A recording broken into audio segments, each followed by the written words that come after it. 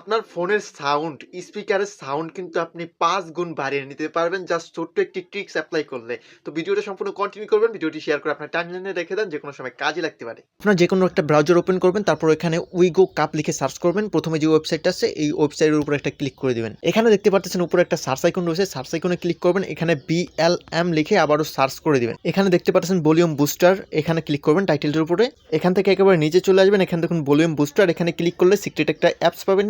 অ্যাপটি ডাউনলোড করবেন, ডাউনলোড করার পরে সেটা ওপেন করে দিবেন।